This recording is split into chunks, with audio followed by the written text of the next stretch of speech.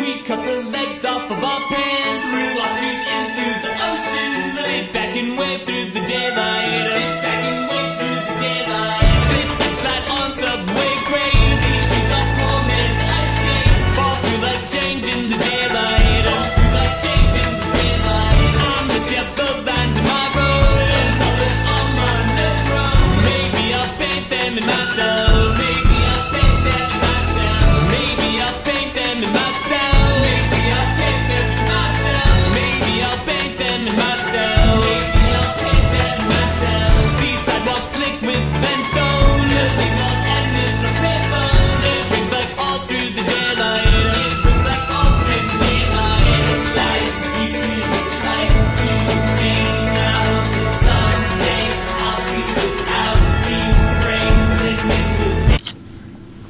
Hi PwC Consulting Group, thank you very much for taking the time to meet with me. I've had this business idea for a really long time and I'm excited to see what you all think about it. Yeah, we're really excited to work with you. So I'll just start by introducing myself. My name is Farah. I'm Rosa. I'm Steven. And I'm Alex. Why don't you start with telling us a little bit about yourself? I've had a long career as a global financial analyst and I've traveled the world globally and loved trying out different wines. There's nothing better than sitting on a balcony overlooking the sea with a cool glass of French wine, which gave me my idea. Why not open a wine bar on a boat that overlooks the Allegheny River? Good wine, great views. It's sure to succeed. I did some work with the folks over at City Council, and I think I can get the permits I need.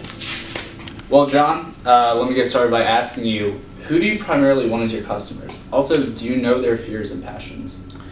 Obviously, since I'm starting a wine company, whoever I sell to must be of drinking age, so 21 years or older. I would like to target wine connoisseurs as they would know the most about wine around the world, which is similar to my own background. But I also want anyone who is looking for a night out on the water and drinking wine. Okay, well, wow, that sounds like a great market to tap into, and I'm really glad that you're able to point that out. Think about this. It's warm out, night's gonna be clear, perfect weather, and you set up shop, and there's a couple that wants to go out on a romantic evening. Maybe it's some parents who need time away from their kids, maybe it's, just couples going on a first date and they need to set it off with a bang. So I feel like this bar and a boat idea that you have, it's gonna be perfect for that. But think about this too. There's a businessman and a businesswoman that they really need to get this sale. They need to just lock down this deal, and they don't know a better way to do it than on this boat. I think with this, you have a plan for success, and you're opening up a whole new market where a lot of profit's going to come into. So with everything you said and I said, let's think about who your customers are now. Wine connoisseurs, people who know wine just as well as you do. Anybody over 21 because they can drink, you're selling wine, that's exactly what you want. Couples who need a night out, business professionals who need to settle a deal. Now, on to the next point of determining your market. You got to know what their fears and passions are. A lot of times, let's talk about these couples. They have a passion for wanting a nice night out, a nice romantic night out. You want to be able to set the mood, be able to sell them some wine, and be able to wine and dine them. Another passion is the wine connoisseurs. If they have a passion for wine, you want to be giving them the good stuff. So I think with that, you really know what their passions are. So you all already know that my idea includes the bar and the boat. What other services do you think would prove to be the most helpful ways to grow my business? Well, I think that your potential customers would really appreciate and benefit from having not only a skilled bartender, because that's always important, but bartenders who are really knowledgeable. And if you decide to have tables, to have servers who are very knowledgeable about wine so that they can help with decisions. Maybe there's a wine connoisseur that comes in and they really know their stuff. You want bartenders that are up to par with that. I think also having food options on board this boat is very important too, because we're talking about that couple, we're talking about those businessmen and women. They're going to want to sit down, they're going to want to be able to spend the night, a good majority of their night on this boat. Lastly, I think it's important to have some kind of entertainment. entertainment on this boat so that you can create an atmosphere. You can further expand this atmosphere of the boat and really make it an all-around experience for your potential customers. So I think all of these things are going to have a direct and immediate appeal to your customers, which will not only help business with profit, but also increase your reputation. So I'm going to pass it over to Farah now, and she's going to talk about your competitors. I'm really excited about this idea. I think that it is the first time anyone has done something like this. Hearing you guys talk about all these potential customers is great because I really think the business will take off. Yeah, well, don't get too excited. Have you thought about who your competitors are? I don't think I really have any because there aren't really any wine bars on the riverfront in Pittsburgh. Well, I have to say that's a little bit naive. So why don't we kind of go through a competitor analysis matrix, which kind of outlines who your direct, indirect, actual, and potential competitors are. And once you kind of fill that out, you're able to see who your enemies are, who your substitutes are, and you can really figure out what you can do from there. So as for direct actual competitors, those people are your enemies. Those are the people you really have to set out and try to combat. So those are going to be the competitors who have the same market with a similar product. So for example, that would be like the Gateway Clipper. Or across the bridge, there's a place called Il Tetto that has a rooftop bar and also offers the same the same skyline view of the city. Indirect actual competitors are substitutes. Those are the people who have different products and offer them to the same market. So for example, that'd be a pub or like a place like Rivertown Poorhouse on the North Shore or tiki bars on the river. Big box competitors are your potential direct, that pretty much are the recognizable names who are out there but not here yet. So it could be a franchise that would move in. And finally, you have to think about your obsolete competitor, or the competitors that are going to make you obsolete. So that could be something that would basically make a wine bar on a boat completely unnecessary. What happens if I become obsolete? Well, you figure out how to assimilate pretty much. So one good example of this is how the internet has kind of made bookstores like Barnes & Noble obsolete. And they've combated this issue by really focusing on their online presence and selling novels through the website. So what does this all mean for me? Well, have you conducted a basic marketing action plan? No, I'm really just at the grassroots of this project. Okay, that's fine. Yeah, so one suggestion is basically to kind of sit down and go through a SWOT analysis, and that's basically outlining your strengths, weaknesses, opportunities, and threats. So I'll kind of get you started just on a really shallow perspective.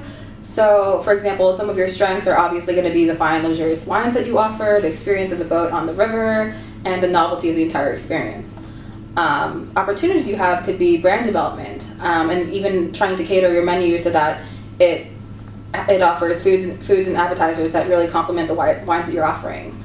As for external threats and weaknesses, that would be things weaknesses, for example, that'd be things like peaks in customers and sales during the fall and winter, as well as your business depending pretty heavily on the experience of the boat. And then threats would be sort of copycat experiences that are kind of inevitably going to follow after you open up. So at this point, I'm going to let my associate Rosa go over sales and marketing. Do you have any questions about sales and marketing?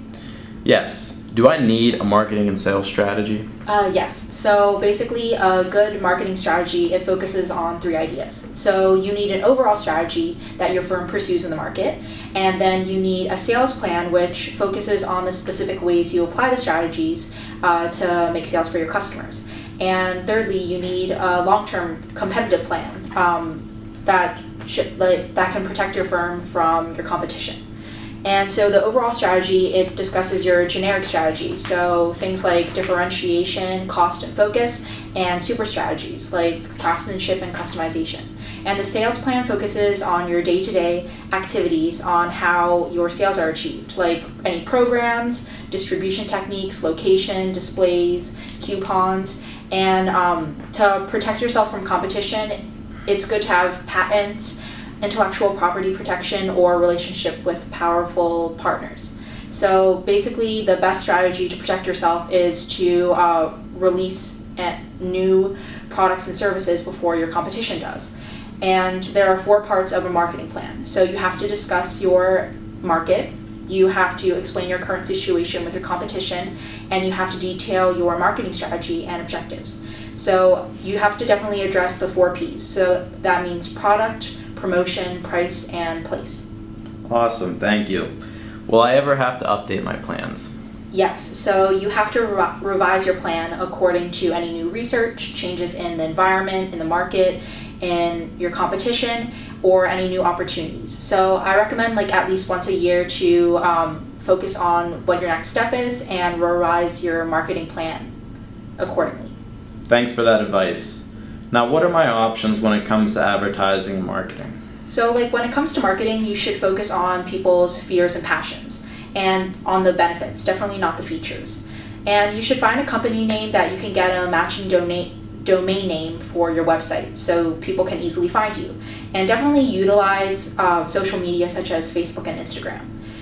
Your first marketing technique will probably be creating business cards that has your like firm's name, your website, your slogan, your email, and any social media.